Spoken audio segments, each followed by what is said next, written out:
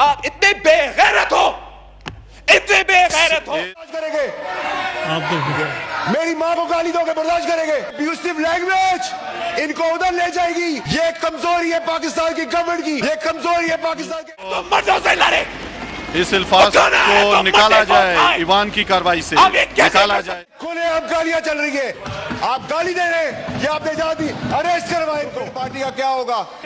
Chairman साहब, chairman साहब, chairman साहब, इनको इख्तियार दे दे।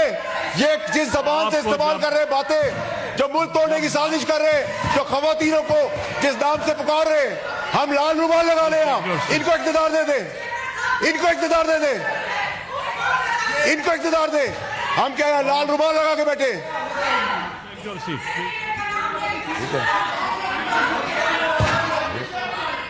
बात सुने चेयरमैन साहब, इनको हाउस इन ऑर्डर करें। फैसल वाडा और बिलावल भुट्टो के दरमियान शदीद लड़ाई ने इमरान खान को छोड़कर आसिम मुनीर को बाप क्यों बनाया? वाडा साहब शर्म करो, तुम्हारा हर इलेक्शन के बाद बाप चेंज होता है। ये कहने की देर थी, उसके बाद वाडा ने वो कर दिया जो किसी के वहमो गुमान में भी नहीं था। तुम लोगों ने भुट्टो की सियासत को दफन कर दिया, उसका नाम मिट्टी में मिला दिया। शर्म तो तुमको आनी चाहिए। पार्लियामेंट के अंदर शदीद बहसो तकरार, बात हाथापाई तक जा पहुंची। ये नाजरीन, पहले ये जबरदस्त और सनसनीखेज वीडियो देखते हैं, फिर इस पर बात करेंगे। चैनल को सब्सक्राइब लाजमी कर लें और बेल आइकन को प्रेस कर दें ताकि इस तरह की हर वीडियो आप तक पहुंच सके। आपकी मोहब्बत का शुक्रगुजार हूँ। चलें वीडियो शुरू। वो चीजें हैं जो हमने यहाँ तक पाकिस्तान को पहुंचा दी है। देखिए चेयरमैन साहब, आपको हाउस इन ऑर्डर लाना पड़ेगा। देखिए, इफ आई कांट स्पीक, आप हमें हमारी माँ बहनों को गालियां दें, आप हमारी माँ बहनों की ट्रोलिंग करें, हम बर्दाश्त करेंगे, हम बर्दाश्त करेंगे। किसी की बहन को बैंड बाजा बाजार के लो, आओ आगे दिखाओ। अरशद शरीफ की तड़प देख रहे हैं आप, अभी तो काम शुरू हुआ है। अरशद शरीफ की तड़प आप देखें। 15 साल दिया है इस पार्टी को, पैसा भी दिया है, खून भी दिया है। हैसियत तो किसकी क्या है? जब आपको किसकी हैसियत है? कल वो गंडापुर खा के गया ना पैटीज, कहा के जैमर थे, जैमर थे। ठीक है, ठीक है चेयरमैन साहब, ये आपका काम है, ये आपका काम है हाउस इन ऑर्डर लाने का। रिलैक्स, चीख चिल्लाने से कुछ नहीं होगा। अब मेरिट की बात होगी या चेयरमैन साहब, चेयरमैन साहब, चेयरमैन साहब, चेयरमैन साहब, इनको इख्तियार दे दे। ये जिस जबान से इस्तेमाल कर रहे बातें, जो मुल्क तोड़ने की साजिश कर रहे, जो खवातीनों को जिस नाम से पुकार रहे, हम लाल रुमाल लगा ले, इनको इख्तियार दे दे, इनको इख्तियार दे दे, इनको इख्तियार दे। हम क्या है, लाल रुमाल लगा के बैठे। Please take your seat. बात सुने चेयरमैन साहब, इनको हाउस इन ऑर्डर करें। देखिए चेयरमैन साहब, यही वो चीजें हैं जो हमने यहाँ तक पाकिस्तान को पहुंचा दी है। देखिए चेयरमैन साहब, आपको हाउस इन ऑर्डर लाना पड़ेगा। देखिए, इफ आई कांट स्पीक, आप हमें हमारी माँ बहनों को गालियां दें, आप हमारी माँ बहनों की ट्रोलिंग करें, हम बर्दाश्त करेंगे, हम बर्दाश्त करेंगे।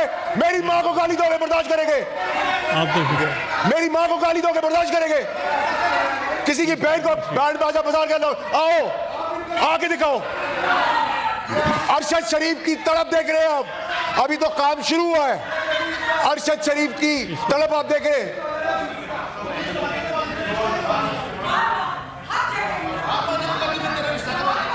क्या कह रहे हैं सर? आप सब बैठ जाएं। वाडा साहब, मुझे आवाज नहीं आ रही। मैं तो नहीं कहा, मेरी माँ को कह रही है। क्या कह रही है?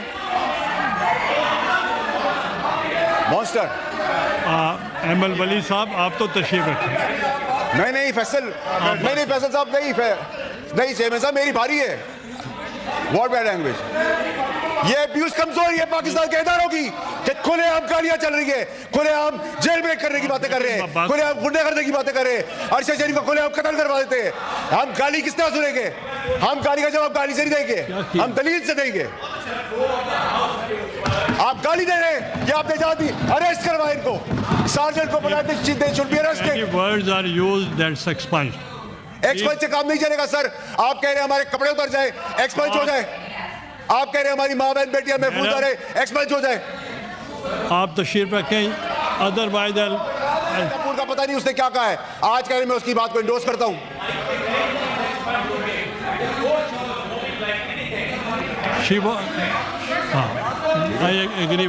जब चाहे आप बैठे उनकी चेयरमैन साहब, तो खत्म हो। आपने कहा मुजम्मत करे अरेस्ट की, वो मैंने एक्सपंज भी किए हैं बाद में। नहीं सर, एक्सपंज से काम नहीं चलेगा sir. You have to take an action. ये पका पाकिस्तान में मजाक बंद करे। गालियां सुने आए हम, बैंड बाजे के बाद आएंगे, हर किसी को अपने सब जब है। चेयरमैन साहब आप जारी रखें। वो कह रहे हैं बार बार कि हम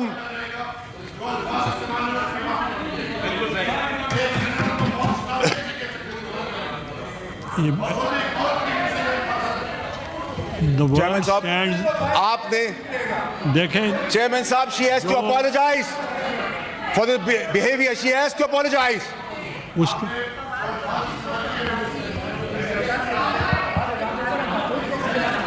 the word used stand expunged, और अगर नेक्स्ट टाइम चेयरमैन साहब, ये गाली का रिवाज फिर कहीं और तक जाएगा। हम गाली का जवाब गाली से नहीं देंगे। उसको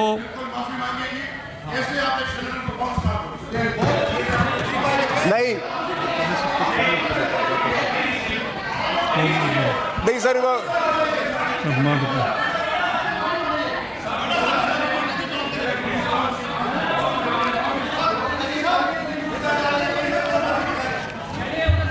चेयरमैन साहब, चेयरमैन साहब, चेयरमैन साहब, चेयरमैन साहब, मेरी गुजारिश सुने सर। चेयरमैन साहब, चेयरमैन साहब, चेयरमैन साहब, आप कह रहे थे सर, कोई अगर एक minute, I want to make an sergeant को चेयरमैन साहब बुलाएं आप। She should be thrown out of the house right away. आप बैठे, आई वॉन्ट टू मेक। गाली देना किसी का हक नहीं है। ये जहालत, गलाजत, ये ब्रतल नहीं है। ये पाकिस्तान है, उसकी असेंबली है। अभी ओके, आई वॉन्ट। चेयरमैन साहब बात करते हैं मुजम्मत की। मैं साबित कर सकता हूं जनाब स्पीकर कि जब से सूबाई हुकूमतों को चंद टैक्सेस पे ये डेवोल्यूशन हुआ है, मसलन सेल्स टैक्स ऑन सर्विसेज, तो तमाम सूबों के जो परफॉर्मेंस है कलेक्शन पे, वो वफाक के कलेक्शन से बेहतर रहा है। तो जनाब स्पीकर, हम बात तो कर सकते हैं, लेकिन जब हम बात करेंगे तो पाकिस्तान पीपल्स पार्टी ये बात नहीं करेगी कि आप सूबे से क्या इख्तियार ले सकते हैं, आप सूबे से क्या वसाइल ले सकते हैं। हम बात करेंगे तो हम बात ये करेंगे कि सूबे वफाक से मजीद क्या ले सकते हैं, क्या इख्तियार ले सकते हैं, क्या बेहतर परफॉर्मेंस दे सकते हैं। मैं समझता हूं कि अगर आपका एफपीआर, आपका फाइनेंशियल इंस्टीट्यूशंस टैक्स इकट्ठे करने में नाकाम रहे हैं, तो आप सूबा पंजाब को इसका सजा ना दे, आप सूबा सिंध, सूबा बलोचिस्तान, सूबा पख्तूनख्वा को इसका सजा ना दे। आप हमें वो जिम्मेदारी दे, आप तमाम सूबे को ये जिम्मेदारी दे कि जो टैक्स कलेक्ट करने में वफाक नाकाम रहा है, मैं आपको बताता हूं जनाब स्पीकर, आप सूबाई हुकूमतों को ये जिम्मेदारी दे, इंशाअल्लाह ताला हम आपकी एफपीआर से बेहतर परफॉर्म करके आपको पैसे दिलवाएंगे। आपका तजवीज था कि आप सूबे से एजुकेशन और पॉपुलेशन वापस लेना चाहते हो। जनाब स्पीकर, जब पाकिस्तान पीपल्स पार्टी ने 18वीं तरमीम पास करवाया तो ये इसलिए एक तारीखी कामयाबी था कि हमने ना सिर्फ जमहूरियत को आके लेके गए, वफाक को मजबूत बना दिया, सूबों को अपने इख्तियार दे दिया, माली वसाइल पे उनका से दे दिया, मगर जो तमाम अलहदगी परस्त सियासी कुव्वतें और गैर सियासी कुव्वतें जो इस मुल्क में दहशतगर्दी फैला रहे हैं या अलहदगी परस्त सियासत कर रहे थे, हमने सब मिलके उस 18वीं तरमीम पे दस्तखत करके उनकी सियासत को दफन करवाया। हमने अलहदगी की सियासत का खात्मा किया था। और आज भी जब दोनों बॉर्डर से आप पे ये साजिशें पक रहे हैं, जब मुल्क के अंदर दहशतगर्दी हो रहा है, मैं हाथ जोड़ के वफाक से कहता हूं कि ऐसे काम ना करे जिसके अलहदगी प्लस को कुव्वत मिले, ऐसे काम ना करे जिससे आपको दुश्मनों को, आपके मुखालिफों को कोई कुव्वत मिले, कोई ताकत मिले। उनको कोई बहाना नहीं मिलना चाहिए। वो कहते हैं कि वो चाहते हैं एक अलग मुल्क, वो बलोचिस्तान से अलग मुल्क बनाएंगे, वो सिंध से अलग मुल्क बनाएंगे।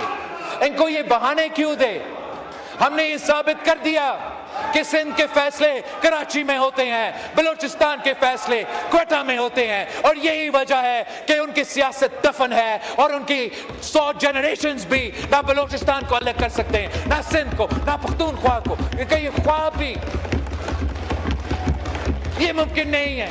लेकिन अगर हमसे कोई ऐसा गलती हुआ जिससे ये इल्जाम लग सकेगा, अगर हमसे कोई गलती हुआ और वो ये इल्जाम लगा सके कि बलूचिस्तान के फैसले क्वेटा में नहीं इस्लामाबाद में हो रहे हैं, या किसी और के फैसले उन सूबाई कैपिटल्स में नहीं मगर इस्लामाबाद में हो रहे हैं, उनकी मर्जी के बगैर हो रहे हैं, तो इस गलती की वजह से उन कुव्वतों को, मुल्क दुश्मन कुव्वतों को, अलहदगी परस्त कुव्वतों को कुव्वत मिलेगा, जमहूरी कुव्वतों को, हम जैसे वफाक परस्त सियासतदानों को उसका नुकसान होगा।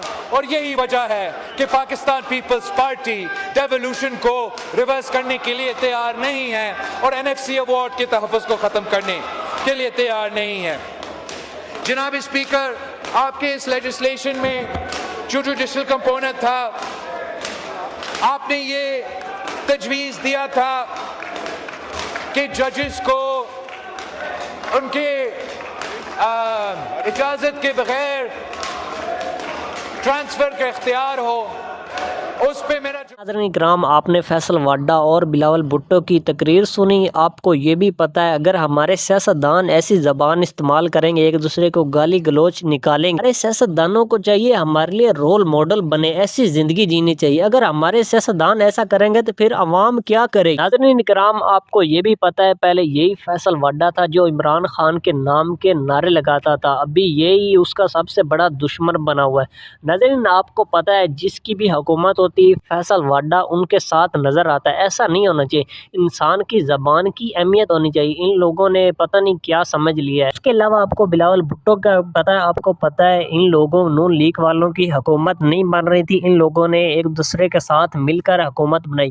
नाजरीन, आप लोग ये भी जानते हैं एक दूसरे के खिलाफ ये लोग कैसी कैसी ज़बान इस्तेमाल करते थे, एक दूसरे को गाली निकालते थे, रोड पर घसीटते। इस बात से अंदाज़ा लगा लें, आपको पता है गिलगित बलोचिस्तान में इलेक्शन थे, आपने बिलावल भुट्टो और नवाज शरीफ की भी तकरीरें सुनी थी। नाजरीन, ये एक दूसरे के खिलाफ बहुत गलत ज़बान इस्तेमाल। आपको पता है हमारे मुल्क ने हर मुल्क का कर्जा देना है, बहुत हमारे ऊपर कर्जा चढ़ा। ये किसकी वजह से? ये हमारे सियासतदानों की वजह से, क्योंकि हमें सियासतदान हमारे लीडर ही सही नहीं मिले। जो भी आता है वो भी अपने जेब भरता है, अपने बारे में सोचते हैं, अपने कारोबार चलाता है, मुल्क की इनको परवाह ही नहीं है। हमारा मुल्क की मैशत दिन ब दिन नीचे जा रही है और बेरोजगारी महंगाई बढ़ रही। दुआ है अल्लाह ताला से, अल्लाह ताला पाकिस्तान को एक ऐसा लीडर दे जो पाकिस्तान के बारे में सोचे और पाकिस्तान को कायदे आज़म का पाकिस्तान बनाए। इंशाल्लाह वो दिन ज़रूर आएगा। नाज़रीन इकराम, आप क्या समझते हैं? आप भी अपनी कीमती राय का इज़हार कमेंट में ज़रूर दिया करें, आपकी राय हमारे लिए बहुत मायने रखती है। अगर आपको ये वीडियो पसंद आए, वीडियो को लाइक कर दें, चैनल को सब्सक्राइब कर लें और बेल आइकन को भी प्रेस कर दें ताकि इस तरह की हर वीडियो आप तक पहुंच सके। आपकी मोहब्बत का शुक्रगुजार हूँ। मिलते हैं एक न्यू वीडियो में, तब तक हमें दीजिए इजाज़त। अल्लाह हाफिज़। पाकिस्तान जिंदाबाद।